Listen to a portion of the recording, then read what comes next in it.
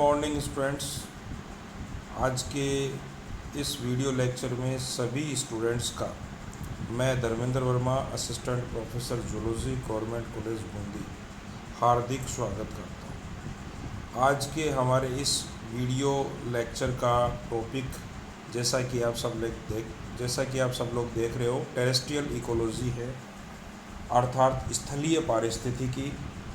आज हम इस टेरेस्ट्रियल इकोलॉजी यानी कि स्थलीय पारिस्थितिकी का पार्ट फर्स्ट पढ़ेंगे। चलते हैं। देखिए, जैसा कि इसके नाम से ही स्पष्ट है, इस टेरेस्ट्रियल इकोलॉजी के अंतर्गत हम स्थल पर रहने वाले जीवों का उनके आवास यानी कि हैबिटेट के बीच में जो अंतर संबंध है उनकी दृष्टि से अध्ययन करेंगे। स्थलीय आवास भूमंडल का मात्र 30% भाग ही है, फिर भी 30% स्थानों में जो विविधता एवं जीवों के विभिन्न रूप मिलते हैं वह बड़े ही आश्चर्य का विषय है। इस आवास में विभिन्न प्रकार के पारिस्थितिक तंत्रों का समावेश भी है जो अपने ढंग का अनूठा है। जलवायु के विशिष्ट प्रकार तथा उनमें आवास करने वाले अनेक प्रकार के जैविक समुदाय हैं जो भिन्न भिन्न अजैविक कारकों के कारण अध्ययन की विशेष महत्ता को भी प्रतिपादित करते हैं। समेकित रूप से अगर हम देखें तो स्थलीय आवास पर दृष्टिपात करने पर हमें यह तथ्य दृष्टिगोचर होता है कि विभिन्न एवं विशिष्ट भौगोलिक परिस्थितियां पृथ्वी पर कई प्रकार के स्थलीय क्षेत्रों को निर्मित करती है। इन स्थलीय क्षेत्रों के निर्माण में भौगोलिक परिस्थितियों के साथ ही स्थलाकृति एवं संरचना का भी विशेष महत्व होता है। इसलिए जलीय आवासों की तुलना में स्थलीय आवासों में अधिक भिन्नता हमें दिखाई देती है। इसे समझने के लिए यदि हम दो स्थलीय आवासों में अधिक भिन्नता हमें दिखाई देती है, इसे समझने के लिए यदि हम दो स्थलीय क्षेत्रों जैसे वन और मरुस्थल का अगर हम उदाहरण लें तो ये स्थिति हमारे सामने पूरी तरीके से स्पष्ट हो जाती है। इन दोनों आवासों में पारिस्थितिकी के दृष्टिकोण के पूर्णतः डिफरेंशिएशन को हम समझ सकते हैं, डिफरेंशिएट कर सकते हैं। अतः स्थलीय आवास को हम अध्ययन की सुविधा की दृष्टि से अनेक उपवर्गों में विभाजित करके उसको अध्ययन करते हैं। सामान्यतया मरुस्थलीय आवास डेजर्ट हैबिटेट एवं वनों के आवासों में बहुत अंतर देखने को मिलता है। मरुस्थल डेजर्ट में जो कारक प्रभावी होते हैं वे कारक वनों हेतु प्रभावी नहीं होते हैं। इसके विपरीत वनों के जो प्रभावी कारक होते हैं वो मरुस्थल में पूर्णतया अप्रभावी होते हैं या उनको नहीं देखा जाता है। वहाँ मृदा की स्थितियाँ व प्रकार, जल की उपस्थिति, आर्द्रता यानी ह्यूमिडिटी, प्रकाश की अवेलेबिलिटी, उपलब्धता, वर्षा का वितरण, वर्षा का पैटर्न, तापक्रम, टेम्परेचर आदि सभी में इन दोनों प्रकार के आवासों में इतना परिवर्तन हमें स्पष्ट दिखाई देता है कि हम स्वतः ही दोनों आवासों की भिन्नताओं से पूर्ण परिचित हो जाते हैं और साथ ही इनमें पाए जाने वाले जैविक समुदायों में भी बहुत ज़्यादा पृथकता हमें देखने को मिलती है। स्थलीय आवासों में इतना अधिक हमें परिवर्तन दिखाई देता है कि वहाँ पाए जाने वाले जीवों को भी उस हैबिटेट या उस आवास के हिसाब से विशिष्ट प्रकार के अनुकूलन प्राप्त करने पड़ते हैं और विशिष्ट प्रकार का होना पड़ता है। अब देखिए, स्थलीय आवास के कुछ प्रमुख लक्षण की बात करें हम, main characters of terrestrial habitat. स्थलीय आवास के लक्षणों को जानने के लिए विभिन्न पारिस्थितिक कारकों को हम दो समूह में विभाजित कर सकते हैं। पहला, जलवायु व आधार संबंधित कारक, या हम अजैविक कारक या एबायोटिक फैक्टर्स से इंगित कर सकते हैं। दूसरा है जैविक कारक, बायोटिक फैक्टर्स। सबसे पहला हम ले रहे हैं जलवायु व आधार संबंधित कारक, एबायोटिक फैक्टर्स, अजैविक कारक। जलवायु संबंधित लक्षणों के अंतर्गत सबसे प्रमुख तथ्य ये सामने आता है कि स्थलीय आवास के जीव जल के जीवों की अपेक्षा अधिक उच्च सीमा तक विभिन्न कारकों के प्रति सक्रियता या एक्टिविटी प्रदर्शित करते हैं। जलीय जीवों की अपेक्षा स्थलीय जीवों की विभिन्न परिवर्तनशील जलवायु कारकों के प्रति जो सहनशीलता का जो स्तर है वो उच्च होता है, सहनशीलता अधिक होती है। मुख्य जलवायु एवं आधार संबंधित कारक निम्नानुसार होते हैं। सबसे पहले हम बात करें जल, वाटर। स्थलीय आवासों में जल की उपलब्धता सीमित होती है, किंतु जल की महत्ता एवं परम आवश्यकताओं को देखते हुए जल के अभाव में जीवों की कल्पना नहीं की जा सकती। अतः स्थलीय जीव न्यूनतम जल में भी निर्वाह करने योग्य हो जाते हैं। जल की कमी का सामना सदैव ही थलचरों को करना पड़ता है। सूखे की समस्या सदा बनी रहती है। ऊंट जैसे जीव तो जल की अधिक मात्रा को शरीर में ही एकत्रित करने की क्षमता, कैपेसिटी जो है विकसित कर लेते हैं, और इन आवास में निर्जलीकरण, डिहाइड्रेशन से बचे रहने की क्रियाओं का सहारा भी जीवों को आवश्यकता अनुसार लेना पड़ता है।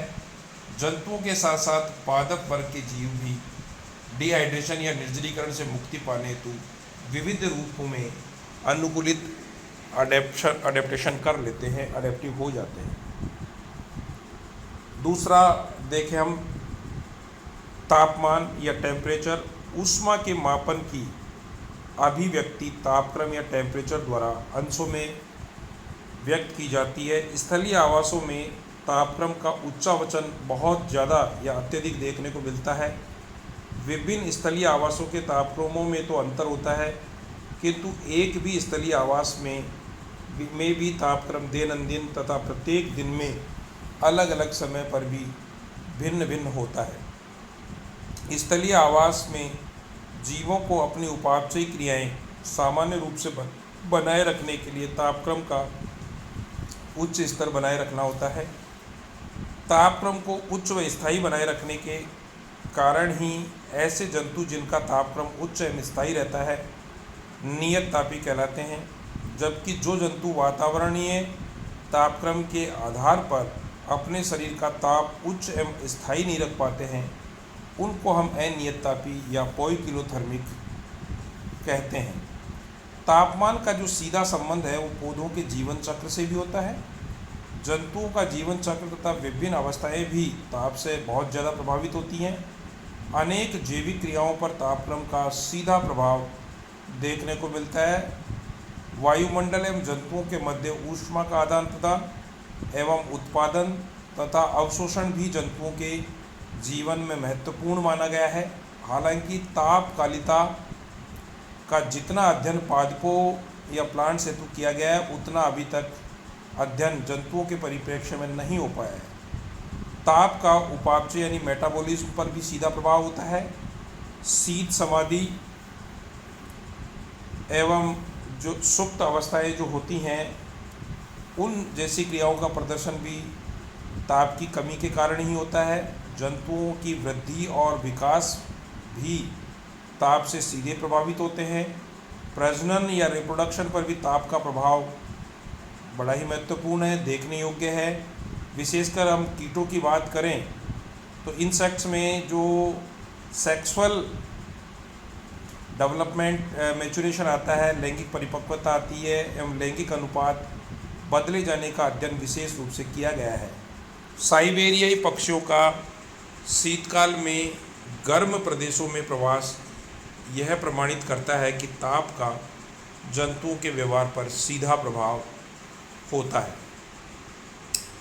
अगला अजैविक कारक है प्रकाश या लाइट। प्रकाश विकिरण ऊर्जा का एक प्रकार है जो पादपों के प्राथमिक उत्पाद हेतु परम आवश्यक होता है। यह सर्वज्ञात तथ्य है कि पादपों के प्राथमिक उत्पादन प्राइमरी प्रोडक्शन पर ही समस्त जीव प्रत्यक्ष एवं अप्रत्यक्ष रूप से, डायरेक्ट और इनडायरेक्ट रूप से निर्भर रहते हैं। समस्त जंतु भी प्रत्यक्ष एवं अप्रत्यक्ष रूप से प्रकाश से भी प्रभावित होते हैं।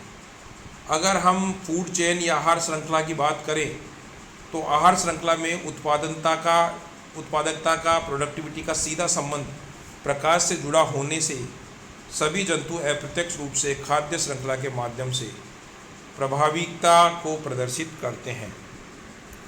प्रकाश का प्रभाव 3 प्रकार से होता है, जो क्रमशः प्रकाश की तीव्रता, प्रकाश का तरंग दैर्ध्य गुण एवं प्रकाश काल द्वारा होना उसको कहा जाता है। जंतुओं में प्रकाश विभिन्न प्रकारों से कार्यकीय प्रभाव उत्पन्न करने की क्षमता या कैपेसिटी रखता है, जिससे विभिन्न जैविक क्रियाएं प्रभावित होती हैं। स्तनपायी प्रकाश की सहायता से विटामिन डी निर्मित करने की क्षमता होती है उनके स्किन में। परोक्ष रूप से कैल्शियम और फास्फोरस के अवशोषण स्वरूप भी उपस्थित मात्रा का नियंत्रण प्रकाश द्वारा किया जाता है, जिनसे कंकाल उत्तक की वृद्धि एवं विकास की निर्भरता जुड़ी हुई है। प्रकाश के कारण ही दृष्टि की क्रियाशीलता संभव हुई है। जंतुओं द्वारा अपने आसपास देख सकने की क्षमता प्रकाश के कारण ही है। प्रकाश का महत्व दर्शनेंद्रिय के साथ साथ सीधा संबंधित होता है। प्रकाश की उपलब्धता ही नेत्रों का औचित्य सिद्ध करती है। बिना प्रकाश के नेत्रों का कोई मतलब नहीं है। स्थलीय आवासों में प्रकाश का बहुत ज़्यादा महत्व होता है। तीव्र प्रकाश का मिलना अधिकांश स्थलीय आवासों का सबसे महत्वपूर्ण लक्षण होता है। प्रकाश के प्रति संवेदनशीलता, सेंसिटिविटी तथा इससे संबंधित अंगों की उपस्थिति का गुण जंतुओं में स्थलीय आवासों में, टेरेस्ट्रियल हैबिटेट्स में विकसित हुआ है। साधारण प्रकाश की किरणें जो होती है वो जीव द्रव्य में, प्रोटोप्लाज्म में इरिटेशन, उत्तेजनशीलता, एक्टिविटी, क्रियाशीलता और ताप बढ़ा देती है। किंतु अल्ट्रावायलेट रेज जो है, यानी कि जो है पराबैंगनी किरणें, ये उत्परिवर्तन यानी कि म्यूटेशन उत्पन्न करने में सक्षम होती है और इनसे म्यूटेशन होने की संभावना बढ़ जाती है। प्रदीपन की बात करें तो प्रकाश से जुड़ा है प्रदीपन भी स्थलीय आवास का एक महत्वपूर्ण लक्षण माना गया है। अनेक लेखकों ने इनका वर्णन पृथक से किया है, अलग से किया है। प्रदीपन को ही आधार बनाकर प्रसिद्ध जैविकविद डार्लिंगटन ने दिन रात को जंतु की सक्रियता के आधार पर वर्गीकृत किया और जंतुओं की सक्रियता के आधार पर ही जंतुओं को डायूर्नल यानी दिनचर और नॉक्टर्नल यानी रात्रिचर जंतुओं के रूप में बाटा। साथ ही एरियल यानी प्रातःचर या सांध्यचर, क्रेस्पिकुलर जैसे शब्द प्रदीपन के आधार पर ही गढ़े गए हैं। दीप्तकालिता का प्रभाव पौधों के साथ साथ जंतुओं पर भी बड़ा पड़ता है। फोटोपैरेडिज्म बड़ा महत्वपूर्ण कारक है जो पौधों के साथ साथ जंतुओं पर भी पूरा प्रभाव रखता है। जंतुओं की दैनिक गतिविधियां प्रदीपन पर अधिकांशतः निर्भर करती हैं। जंतुओं में पहचानने, छिपने एवं बचाव करने आदि में प्रदीपन की महत्वपूर्ण भूमिका देखी जा सकती है। ऑक्सीजन की बात करें, प्राणवायु यानी ऑक्सीजन जो कि वायुमंडल में लगभग 21% पाई जाती है, समस्त स्थलीय आवासों में प्रचुरता से ये उपलब्ध होती है। कारण यह है कि वायुमंडल में ऑक्सीजन का अनुपात स्थायी रूप में लगभग 21% के आसपास बना रहता है। इसके फलस्वरूप स्थलचरों को ऑक्सीजन की कमी का सामना सामान्यतया नहीं करना पड़ता है। जलीय आवासों में जहां ऑक्सीजन की मात्रा बदलती रहती है क्योंकि वहां जल में घुलनशीलता महत्वपूर्ण प्रभाव रखती है, वहाँ स्थलीय आवास वहीं जलीय आवासों की तुलना में स्थलीय आवास ऑक्सीजन की उपलब्धता में स्थिरता प्रदर्शित करते हैं। ऑक्सीजन की उपलब्धता स्थलीय आवासों में वायु के माध्यम से सीधे ही हो जाती है, जबकि जलीय आवासों में वायु जल में घुलकर ऑक्सीजन उपलब्ध कराती है। ऑक्सीजन को प्राणवायु ही इसलिए कहा जाता है कि जंतु में श्वसन ऑक्सीजन से होता है तथा श्वसन के अभाव में जीवन की कल्पना ही नहीं की जा सकती। यहाँ ऑक्सीजन कोशिकीय आंतरिक श्वसन के अंतर्गत शर्कराओं को, शुगर्स को उपापचयी क्रियाओं के माध्यम से काम में लाकर ये ऊर्जा उत्पन्न करती हैं। ऑक्सीजन के अभाव में जीवन कुछ ही पलों में समाप्त हो सकता है, अतः ऑक्सीजन की महत्ता जंतुओं के लिए स्वयं सिद्ध होती है। मृदा या मिट्टी सॉइल पृथ्वी की सबसे ऊपर की सतह को मृदा कहा जाता है। इसका निर्माण चट्टानों के विघटन तथा सूक्ष्म जीवधारियों एवं कार्बनिक पदार्थों के निरंतर क्रियाओं के फलस्वरूप होता है। इसमें अधिकांश जंतु एवं वनस्पतियां निवास करती है। स्थलीय आवास का ये एक बड़ा महत्वपूर्ण लक्षण है। इसकी भौतिक एवं रासायनिक संरचना का प्रत्यक्ष एवं अप्रत्यक्ष रूप से विभिन्न पादपों और जंतुओं के वितरण तथा अनेक जैविक क्रियाओं पर सीधा प्रभाव या अप्रत्यक्ष रूप से प्रभाव पड़ता है। सभी जीवों को जो पोषक तत्व है, न्यूट्रिएंट्स है, वो मिट्टी से ही प्राप्त होते हैं। यह प्राप्ति कुछ जीवों को सीधे होती है और कुछ को अप्रत्यक्ष रूप से होती है।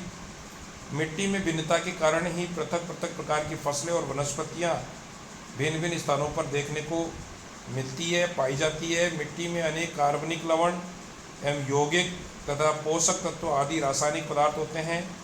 मिट्टी की अम्लता एवं क्षारीयता भी जीवों को सीधा प्रभावित करती है। खनिज कणों का आकार, वायु और जल की मात्रा भी मिट्टी में रहने वाले सूक्ष्म जीवों यथा जीवाणु, कवक, प्रोटोजोआ के साथ ही केंचुए आदि की जैविक क्रियाओं पर भी प्रभाव डालती है। Thank you.